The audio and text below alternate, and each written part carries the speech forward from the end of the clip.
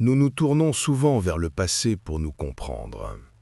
Ce soir, nous portons notre attention sur l'année 1912 et l'histoire d'un crime qui a dérouté le New York City Police Department, NYPD. C'est une affaire qui nous rappelle que derrière les archives historiques se trouvent de vraies personnes, dont la vie a été irrévocablement changée par les événements qui se sont produits. C'est leur histoire, du mieux qu'elle puisse être racontée.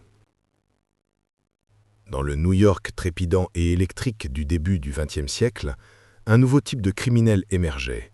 Des gangs, enhardis par l'anonymat de la métropole et la vitesse de l'automobile, commettaient des crimes d'une audace sans précédent. Le NYPD, une institution dominée par les hommes, peinait à suivre le rythme.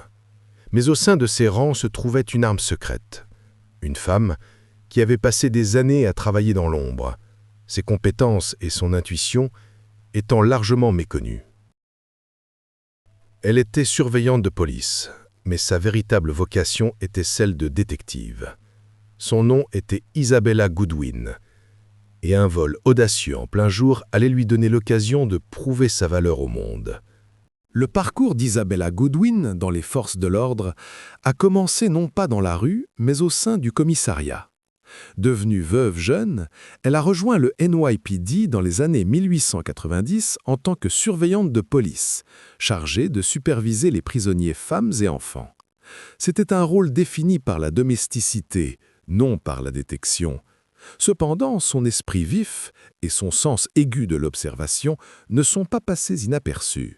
Pendant plus de 15 ans, des détectives sollicitaient officieusement son aide sur des affaires nécessitant une touche féminine, l'envoyant sous couverture pour enquêter sur des diseurs de bonne aventure, des escrocs et des voleurs.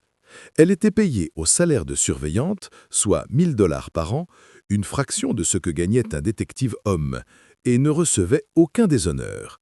Elle était l'une des enquêtrices les plus efficaces du département, pourtant son titre officiel la maintenait invisible.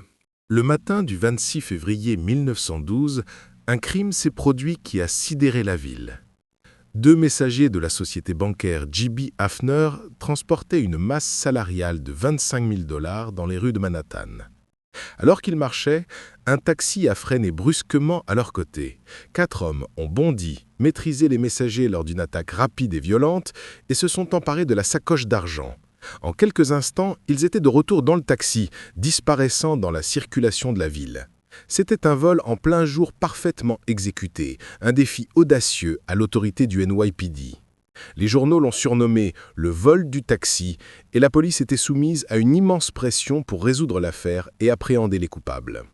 L'enquête fut confiée à certains des meilleurs détectives de la brigade, mais ils ont rapidement atteint un mur. Le gang s'était évanoui sans laisser de traces. Le chef était soupçonné d'être un criminel notoire et rusé nommé Eddie Kinsman, connu de ses associés sous le nom de Eddie l'imbécile, Eddie de Boob.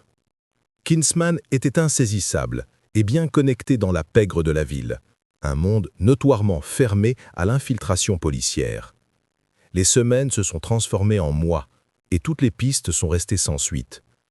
Les détectives hommes utilisant des méthodes conventionnelles ne pouvaient pas approcher Kinsman ou son cercle intime. La frustration grandissait au quartier général.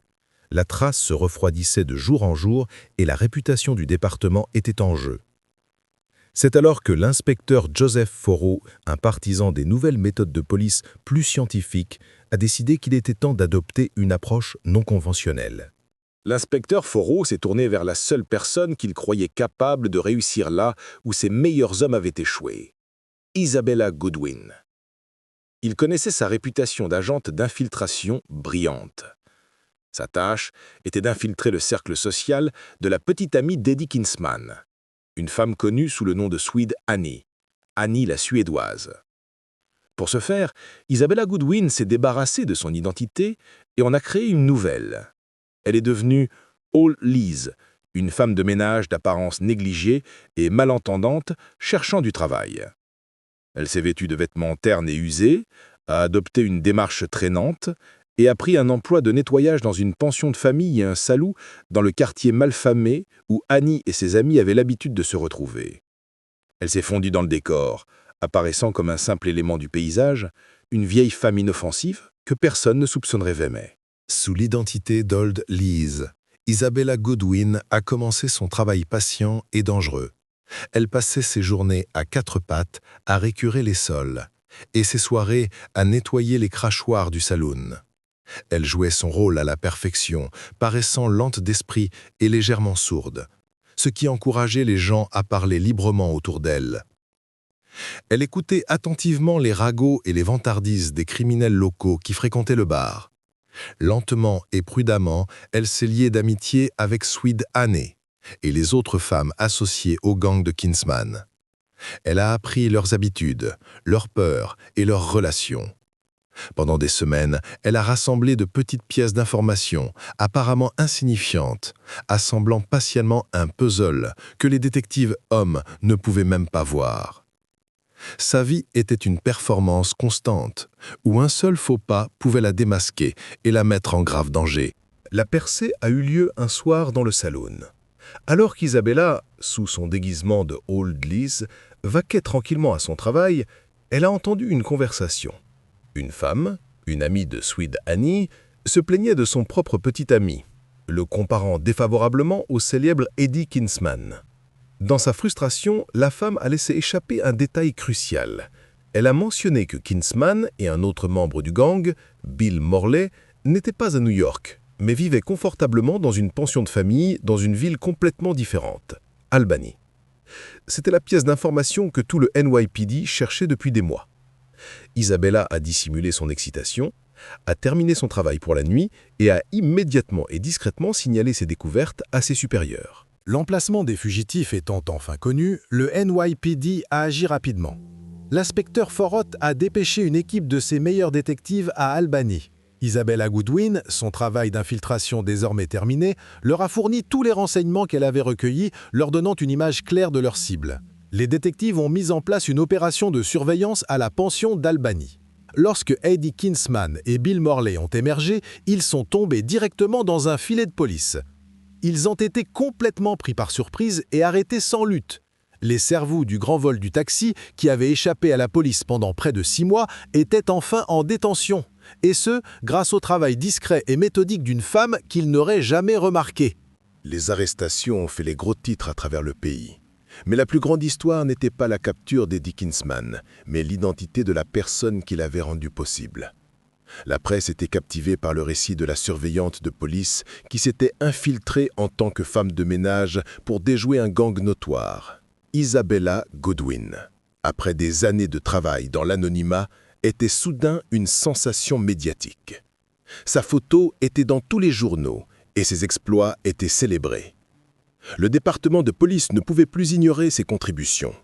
En reconnaissance de son travail extraordinaire, le commissaire de police Rhinelander Waldo l'a officiellement promu au grade de détective de première classe. Son salaire a été plus que doublé pour atteindre 2 200 $ par an, la plaçant sur un pied d'égalité avec ses homologues masculins. La promotion d'Isabella Goodwin fut un moment marquant pour les femmes dans les forces de l'ordre. Elle avait brisé les conventions qui confinaient les agentes aux fonctions de surveillantes.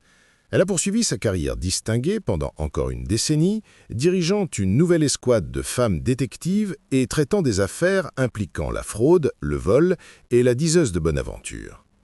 Son succès a prouvé que les femmes pouvaient être tout aussi efficaces, voire plus, dans le monde dangereux et exigeant des enquêtes criminelles. Son héritage ne réside pas seulement dans les criminels qu'elle a traduits en justice, mais dans les portes qu'elle a ouvertes aux générations de femmes qui l'ont suivie, prouvant qu'un esprit vif et un courage au courage sont les atouts les plus précieux qu'un détective puisse posséder. Merci d'avoir passé ce moment avec nous. Réfléchir à ces événements passés est une façon de se souvenir des individus impliqués et de l'impact que leurs histoires ont eu sur leur communauté. Si vous avez des réflexions sur l'affaire d'aujourd'hui, nous vous invitons à les partager respectueusement dans les commentaires ci-dessous.